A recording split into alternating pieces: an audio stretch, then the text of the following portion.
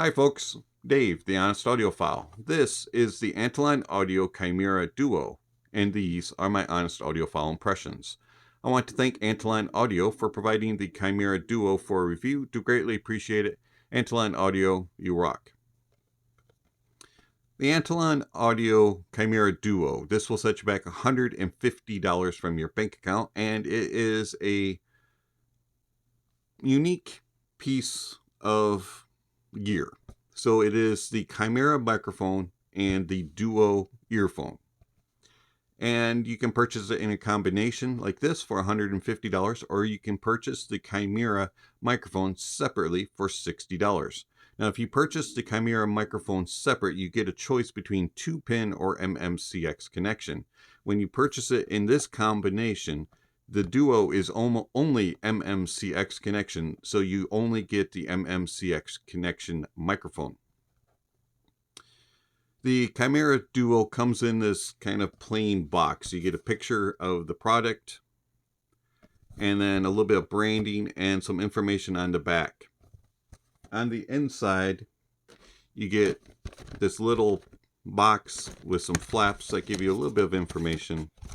And then you have the cable wrapped all the way around and a spot for the earphones also. You get small, medium, and large silicone tips and one pair of foam tips. You get this carrying case, and you also get an adapter, which we'll talk about. So the carrying case, hard shell, a little bit on the big side, but not bad. And you have just enough room for your cable, the adapter, and then your shells.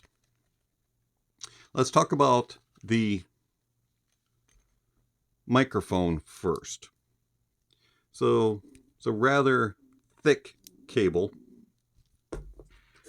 and long. It's about 8 foot long. You do have this adapter, which converts it from microphone and earphone out to 3.5 output. So if you have a device that has both 3.5 earphone and microphone, you can just plug it in that way. So if you have a Creative X4 or X6 or another one of those gaming DAC amps, you can just plug it in that way. If you don't, or if you're using it with a dongle of some sort, you will need to use this adapter. Adapter is a little bit clunky. It is marked, kind of hard to see here on camera, for earphone and microphone to tell you which is which. As I mentioned, the cable is rather long. It's about 8 foot long, and it's kind of rubbery and doesn't ever really straighten. It just kind of springs up on itself and does some loops every now and then. You do have a shirt clip, and then you have the split with a nice cinch. Microphone is on the right hand side, and as you can see here, we have very aggressive memory wire, and it's rather thick, and you have this connection here to kind of help with vibrations and moving around, so you don't get a lot of cable noise. It's just kind of thick, and there's your connection with MMCX. On the right hand side, where the microphone comes in, the little vibration thing and the split is rather large. Cable is attached. You cannot remove it, and it is a long enough boom. I wish it was just a little bit longer. And it's fairly flexible, and it doesn't really move around once you get it in place, but it can be a little bit too stiff to try to move around. It's an okay setup, a little bit on the clunky side. Wish that the cables were just a little bit softer and a little bit more flexible. Let's talk about the Duos. Now, the Duos are rather nice looking. You've got a blue faceplate and then a transparent shell. Now, the Duo has a dynamic driver and a balanced armature setup. Does not specify the size of the dynamic driver, nor does it specify which balanced armature is being used. If you look inside it, you can kind of see that driver in there. It looks rather large. They are a cool looking shell. Take off that silicone tip. I am using the stock silicone tip. And you can see that has a rather long nozzle here. Nice angle. And there is a bit of a wing on it. Overall, it's a well-built shell. I like the look of the shell. Let's connect the cable here. So, right side. And then left side. Now I know that there's a lot of concerns about MMCX and the connections and the abilities to remove it and move it in, put it in, and for it to hold in durability. These seem to be a little bit better quality built. I haven't had any issues, and they're rather easy to disconnect and connect, and they stay in once they are in place. So this seems to be a pretty high quality MMCX connection. Putting them on is kind of frustrating. You have to get the shell in place with that wing and then wiggle your cable around and tighten it until it's just in place want it. The right side is even harder with that microphone and with the way that the cables kind of just kind of loop around on each other, and it's just kind of frustrating. Once they're in place though, it seems to be fairly comfortable. I can wear them for a couple of hours at a time without any issues. You just kind of have to play with the microphone until you get it where you want it. The way that it connects here is not a problem. I don't have any discomfort at the top of my ear going around where that split is and where the little vibration thing is awkward at first, but once you get used to it, I have no issues. So about 2 hours or so, and they'll become a little discomforting with that wing pressing down. It does put a little bit of pressure. I do find that the cable's a little bit heavy, so it does add pressure over time. There's not a whole lot of microphone noise, but you can hear it if you touch it, and the microphone itself is extremely sensitive. Isolation of outside noises when you have it connected with a Duo or any other IEM does seem to be pretty good. I find that with the Duo, it's around 70% of outside noises being blocked. I'm kind of put in my own little world, which is nice for gaming and watching movies and videos and that type of thing. If someone wants to carry on a conversation with me, they either have to talk extremely loud or I have to take one of them out, which is a frustration because they're a pain to put back in. Cable is a little bit on the long side for portable use as well. Now, we'll do a test of the sound here in a moment, but I want to show you another microphone cable that we're going to compare the Kimura to. Get that disconnected here. And that cable is the Kinera Ruyi. Now, the Kinera Ruyi comes in at $30. It, just like the Kimura, is an omnidirectional microphone, but it has a couple of differences, and I find that the differences make a big difference, and that is they don't have memory wire for the ear hooks. It's just a regular ear hook, nice and thin. Look how much thinner that cable is. Does connect with 2-pin. You can also get an MMCX connection. I was sent a 2-pin connection. The split goes on the top front part instead of coming down underneath, which is an interesting way of bringing the microphone in. And then it has a detachable mic, so the boom detaches. Now the boom is still on the right hand side. You also have inline microphone controls, and so you have play, pause, answer, on, off, that type of stuff. And then you have a mute switch. That is something that the Antlion does not include. The cable is also a lot shorter, so it makes it just easier for portable use. And also it's a nicer cable. It just feels a little bit more flexible, doesn't tangle near as much. Let me show you the connection using just a cheap IEM here, the Tanzu One Ear. And as you can see, it just goes around the ear. and comes down. It does enter closer to the mouth, so it's a little bit longer because of the way that it angles. It's not coming from here, it's coming from here. So it has a little bit closer of a to the mouth itself. And I just find them to be nice and light and very comfortable as far as the cable. Now, we won't talk about the one ear. That's just the IEM that I have it plugged into. All right, let's do a microphone test, and then we will move on and talk about the abilities of the Duo as far as an IEM for gaming and music playback.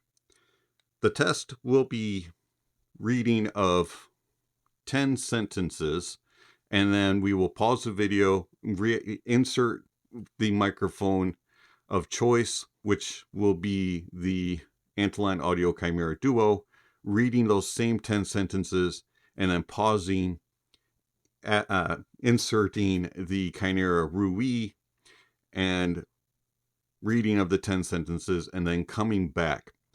Now, the microphone that we are currently using is the Rode Podcaster, and then we will compare it to the other two microphones. I'll give you some thoughts, and then we'll resume talking about the Duo.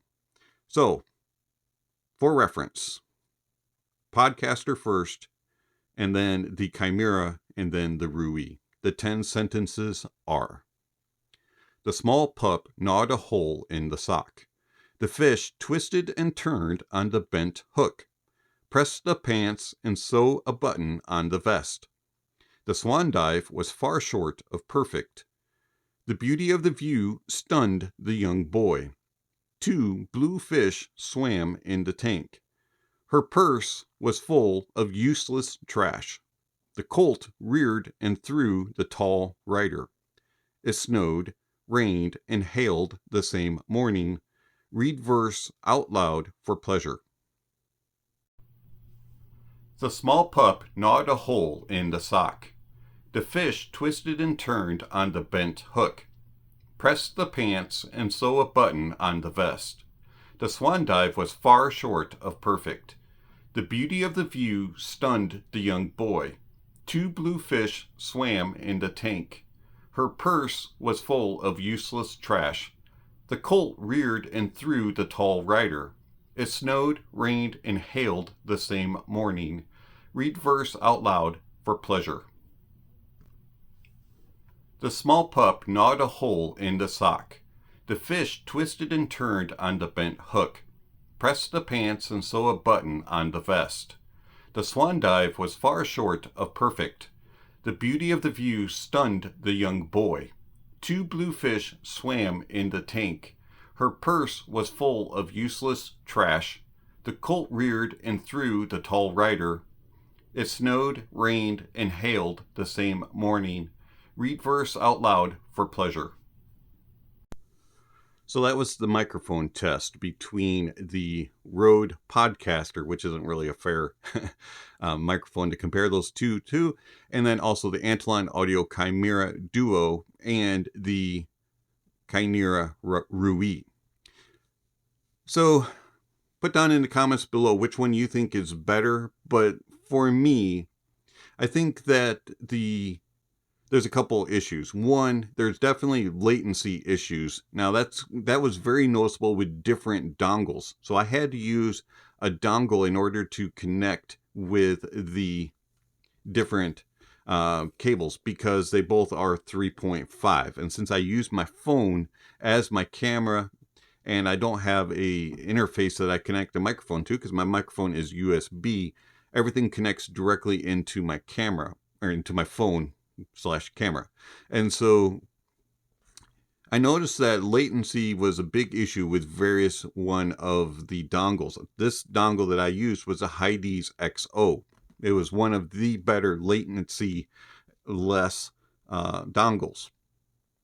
So keep that in mind as well. But overall microphone performance, I thought that the Kimura was a little bit on the, didn't do as good of a job of blocking out background noise. And also it was a little too elevated, almost like the gain was too high, and so it was pushing too much, and you were getting some reverb and a little bit of a thinness in note weight and body compared to the Ruyi. The Ruyi seems to have a little bit more body, a little bit more note weight, and it seems to do just slightly better at cleaning up the background. It doesn't catch as much background noise. And I found that the Ruyi overall performs slightly better as a microphone, but both of them are decent for a portable gaming option.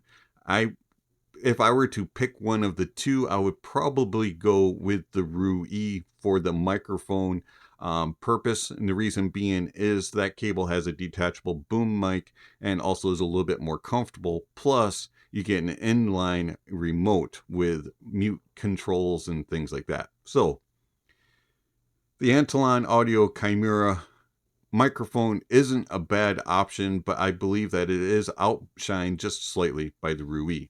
Now, how does the Ruyi, or sorry, not the Ruyi, the Duo perform as a earphone to be paired with this cable, the Kimura? So the Duo, it has a V-shaped sound signature. The bass on it is rather hefty.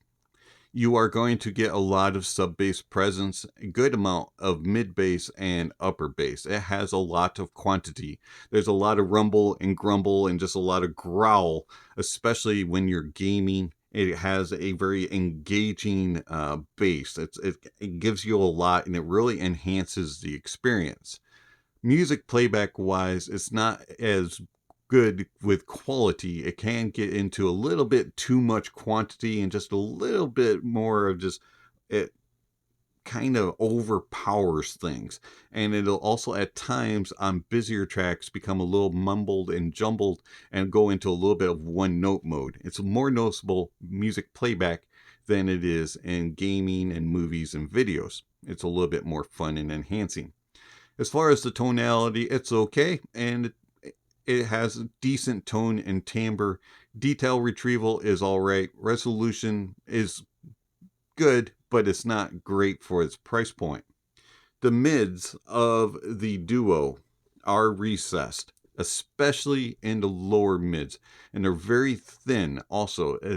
And it just doesn't have a lot of note weight and body, and it sounds very uneven with music playback. It doesn't bother as much with gaming and movies and videos, but with music playback, the mids are very noticeable. It sounds like things are farther back like this, and then in the upper mids, they are really close. And so it really is uneven and not very cohesive. And so as you go through octaves and as you move up through the keyboards and through all the various ranges of instruments, things will sound a little bit off. Tonality wise is okay. Upper mids are a little bit too forward and can be a little bit artificial sounding. And then around 8K, there's a big peak and they can become a little aggressive and shouty in their presentation. Now, it is nice in gaming because it kind of brings things forward a little bit and enhances a little bit of some details, and it gives you a little bit extra sparkle and energy so you can place things a little bit nicer. But overall, for music playback, it is not the greatest in the mids. Treble has nice extension, and there's a good amount of space and air, but it has a little bit of a tingy side to it. And it's not bad with gaming and movies and videos, but with music playback, it just sounds a little bit artificial. And it has this little metallic twinge to things, and it can sound a little tinny. Percussions especially, and higher end brass and woodwind instruments will sound unnatural. If you're listening on more modern music with the Duo, you don't notice it as much. More synthesized music and music that isn't as natural acoustically, like jazz, classical, and acoustic music, they do okay in that regard. But when using them with jazz, classical and acoustical music like I do, most of my listening are those genres of music, the Duo just really wasn't very pleasurable to listen to. But putting it on rock, more modern music, it did okay. Soundstage, though, is where the Duo excels. The soundstage is very nice. It has a good width to things, and it gives you a nice openness and expansiveness, especially for gaming. Has good depth, nice layering, things play around well, and you can place things and it just moves along, tracks things very well, and it's pretty close to being precise. It's over here, it's over here. It might not be laser point precise, but you'll definitely know it's over here, it's over here. You can really pinpoint things and dissect the stage. Tonality, as I said, is not the greatest on the Duo. It's not the most natural sounding of a earphone. It does have a little bit metallic twinge, especially in the uppers, and it is a little too forward and elevated, especially between 4 and 8K. So if you're sensitive to 8K presence, the Duo may be a little too much for you. As far as detail retrieval, it's all right for the price point. It's not going to set the world on fire and it's not going to break any records, but it does a pretty good job of giving you all the information. Resolution is pretty good, especially for gaming. Music playback, not quite as good. Overall, the Duo is a good earphone for gaming, but not so good for music playback, in my opinion. So, do I like the Antlion Audio Kimura Duo? It's okay. As I mentioned about the microphone, I do wish that it had different ear hooks. The memory wire is a little bit too stiff.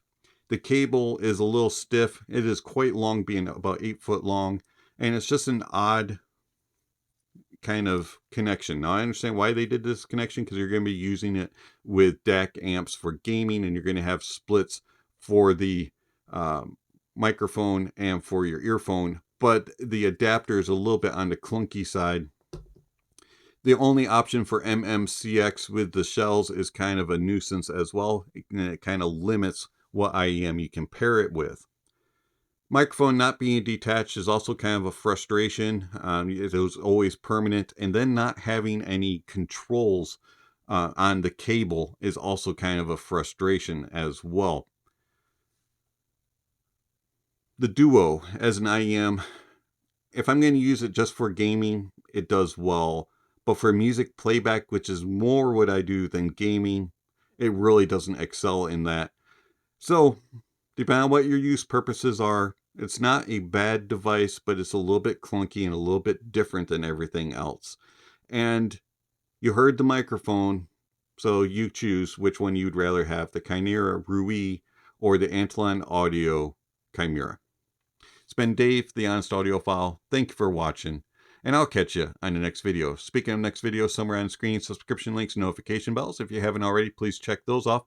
Don't forget to give a thumbs up to the video or a thumbs down to the video, and check out all the links down below. There's all kinds of ways that you can contact channel, follow channel, support the channel. Speaking of supporting the channel, I want to thank my supporters through Patreon and YouTube memberships.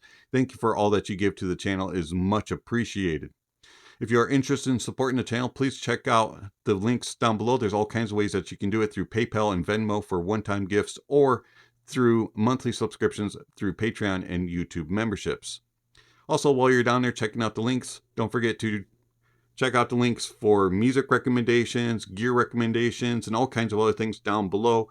And lastly, don't forget to enjoy the music, and that honesty is the best policy.